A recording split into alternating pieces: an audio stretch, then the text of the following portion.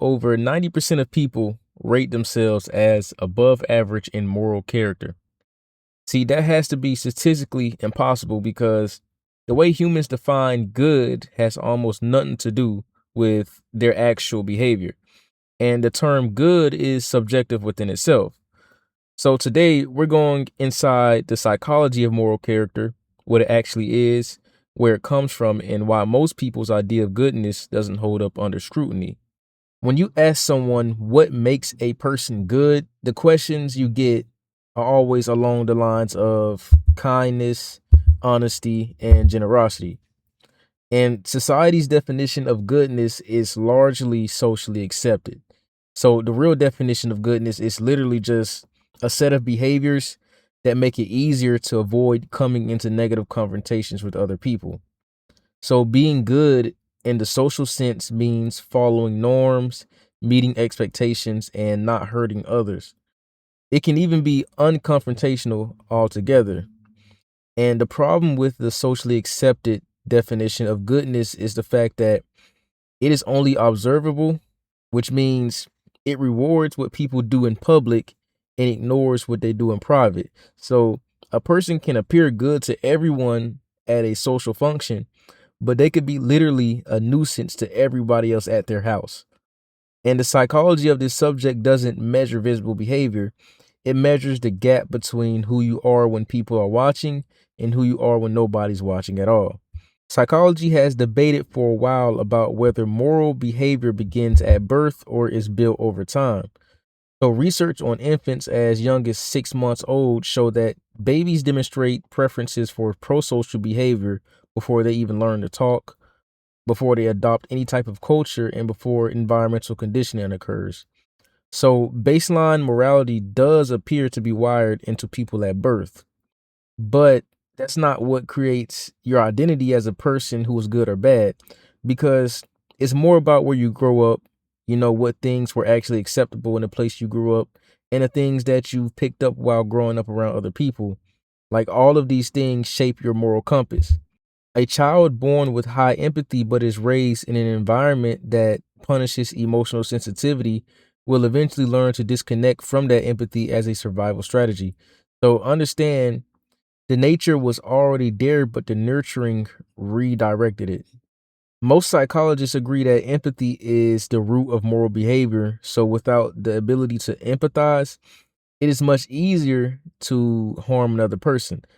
Empathy is not a rule that says you can't harm someone, but it is a barrier that says you shouldn't harm someone because of you being able to identify with the pain that you would inflict on them. So, this is why psychopathy correlates consistently with harmful behavior. And it's not because psychopaths don't know the rules, because they actually do.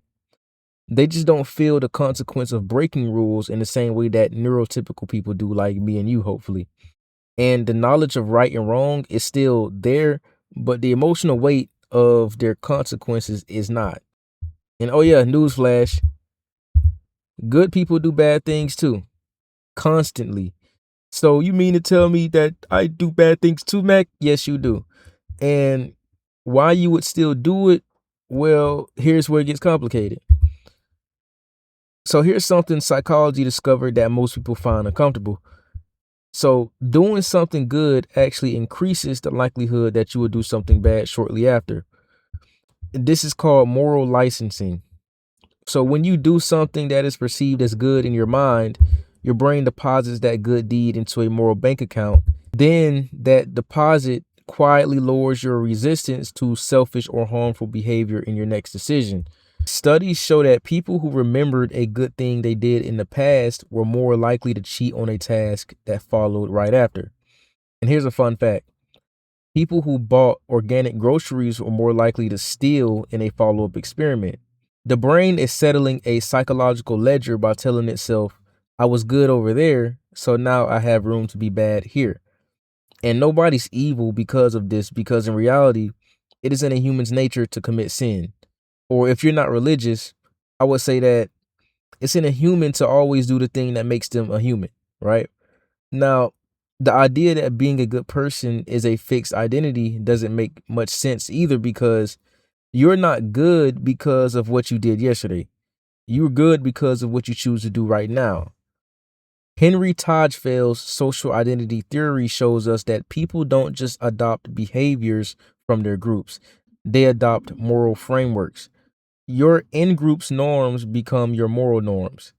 So, what the group calls a good thing becomes what you call a good thing, and what the group punishes becomes what you call a bad thing. So, this is how otherwise decent people participate in harmful situations without seeing themselves as harmful because the behavior is morally approved within the group. So the identity stays intact, making external damage invisible because the acceptance of the harm was internal. It also explains why something like tribalism would feel righteous because defending your group doesn't feel like being biased. It just feels like you're doing the right thing. And that feeling within itself is the actual problem. So there's a growing body of research on virtue signaling, which is the term to describe doing things for the validation of others. And virtue signaling is strangely different from hypocrisy because the person is not necessarily doing the opposite of what they preach. They're doing the right thing, but only because it benefits how they look to others to be seen doing it. So, research at Yale found that people who loudly promote their good deeds are often judged as performing for an audience rather than acting from genuine conviction. And the funny thing about it is that those same people tend to punish others about a moral failure more harshly, not because they have stronger values, but because it pushes their morality above the person they harshly judge. So we used to always see videos of influencers give money and food to the homeless, and we still see it today. But see, social media didn't create performative morality. It just gave it the most powerful stage it has ever had. So now the like button is a way of keeping score of who's better than the other.